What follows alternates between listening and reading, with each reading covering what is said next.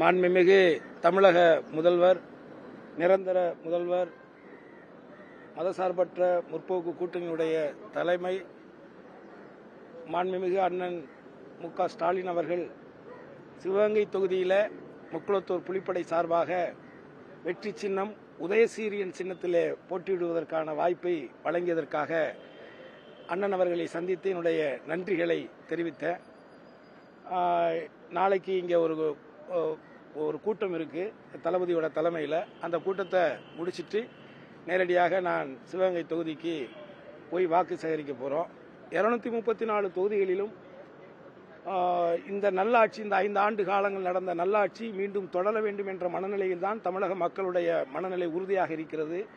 அந்த நிலையில் நிச்சயமாக மாண்புமிகு தமிழக முதல்வர் அறிவித்த மகத்துவமான திட்டங்களை நிறைவுகூறும் வகையிலும் அந்த திட்டங்கள் தொடர வேண்டும் என்கின்ற எண்ணத்திலும் தமிழக மக்கள் வாக்களித்து 234 தொகுதிகளிலும் பெருவாரியான வாக்குகளை பெற்று அனைத்து வேட்பாளர்களும் வெற்றி பெறுவார்கள் என்று முழுமையாக நான் நம்புகிறேன்.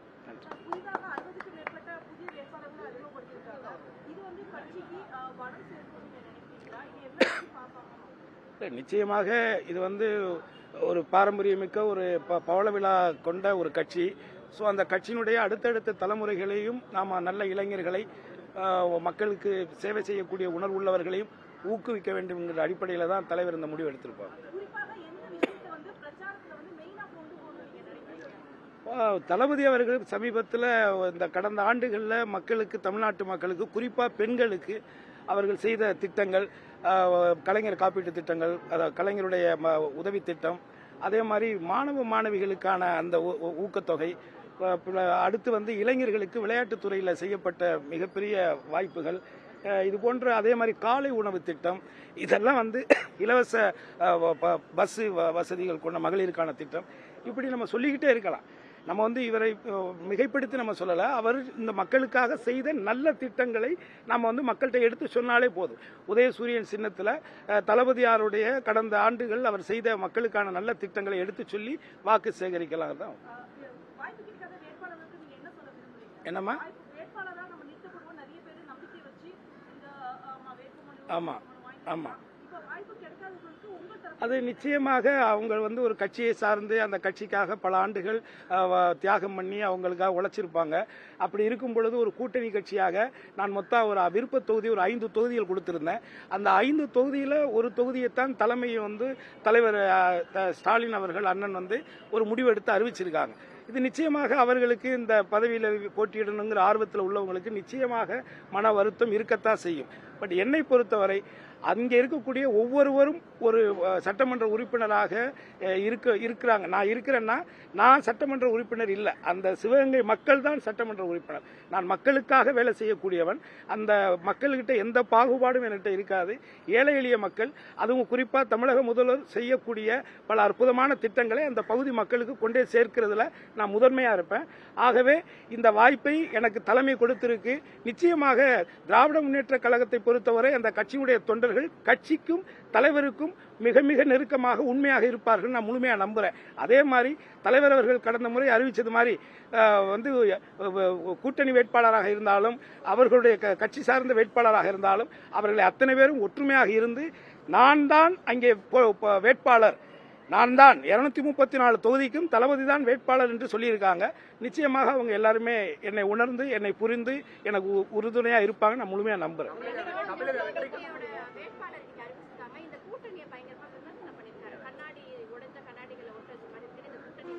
இந்த கூட்டணி விமர்சிக்கிறதுக்கெல்லாம் ஒரு தகுதி வேணும். ஏன்னா நிச்சயமாக இந்த கூட்டணியில் என்ன குறை சொல்றாரு அவரு? இப்போ நான் ஒரே ஒரு கேள்வி கேட்கிறேன், இது நியாயமா என்னன்னு மட்டும் சொல்லுங்க. இப்போ ஒரு கட்சியினுடைய தலைவராக ஒரு குறிப்பிட்ட ஒரு வாக்குகளை திட்டமிட்டு அவர் 2 தொகுதியில் போய் போட்டிடுறாரு. அதே மாதிரி இப்போ அவருடைய பெயர் ஜோசப் விஜய்னு இதில் போட்டிருக்காங்க. இது வரைக்கும் நமக்கு விஜய்னு தான் தெரியும். இன்னைக்கு தான் அவர் ஜோசப் விஜய்னு சொல்லியிருக்கிறாரு. ஆனால் சமீபமாக ஒரு வருடங்களுக்கு முன்னாடி அவருடைய தந்தையார் சந்திரசேகர இயக்குனர் தாய் மதத்துக்கு திரும்பிட்டேன்னு சொல்லியிருக்காரு. தாய் மதத்துக்கு திரும்பிட்டேன்னு சொல்லியிருக்காரு. அப்போ இவர் என்ன அப்படிங்கிற ஒரு கேள்வி இருக்கு. இன்னும் டீப்பெல்லாம் உள்ள போகலாம். பட் நீங்க ஒரு கட்சி தலைவர், அந்த பொறுப்பை உணர்ந்து நீங்க பேசணுங்கிறது என்னுடைய சின்ன வேண்டுகோள். சிறுபான்மையர் ஓட்டெல்லாம் அவ்வளோ ஈஸியெல்லாம் கவரெல்லாம் முடியாது. இல்லை அவங்க நோக்கம் அப்படி இருக்கலாம், அப்படி அவங்களுக்கு நோக்கம் இருக்கலாம். பட் இருந்தாலும் வாக்கு, அதுவும் மக்களுக்காக நீங்கள் போய் வேலை செஞ்சுருக்கணும். அந்த மக்களுக்காக என்னைக்காவது நீங்கள் குரல் கொடுத்துருக்கணும். முதல்ல நீங்கள் வந்து என்னைக்காவது ஒரு கிறிஸ்துமஸ் வாழ்த்து சொல்லிடுறீங்களா? இத்தனை ஆண்டு காலங்கள் சினிமாவில் இருந்தீங்கல்ல, இன்னைக்கு தன்னை கிறிஸ்துவர்னு அடையாளப்படுத்திக்கிற நீங்கள் இதுவரைக்கும் என்னைக்காவது உங்கள் வாழ்நாளில் ஒரு கிறிஸ்துமஸுக்கு ஒரு வாழ்த்தோ இல்லை அந்த மக்களோட சேர்ந்து ஒரு நிகழ்ச்சியோ ஏதாவது நீங்கள் நடத்திருக்கீங்களா? எவ்வளவோ கேள்விகள் இருக்கு. அதனால இது வந்து மக்களுக்கான அரசியல்.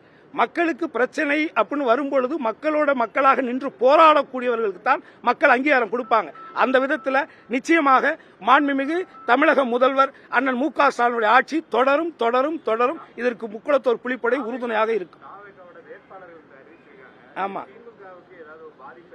இல்லைங்க, இப்போ புதுசா நிறைய கட்சிகள் இருக்கு. நிச்சயமா அவங்களுக்கு பிடிச்சவங்களுக்கு சில பேர் வாக்கு போடத்தான் செய்வாங்க. அந்த தொகுதியில் இருக்கக்கூடிய மக்கள் அவங்களுடைய ஜாதி பின்புலம், மத பின்புலம் இப்படிலாம் வச்சுதான் வாக்குகள் போடுறாங்க. ஆனால் என்னை பொறுத்தவரை என்ன வாக்கு வாங்கினாலும் திராவிட முன்னேற்ற கழகத்தினுடைய இந்த மதசார்பற்ற கூட்டணியுடைய வெற்றிகள் பாதிக்கப்படாது அப்படிங்கறத நான் ரொம்ப உறுதியா நம்புறேன். பண்ணிடுவோம், நல்ல நாள் பார்த்து சொல்லுங்க, பண்ணிடுவோம்.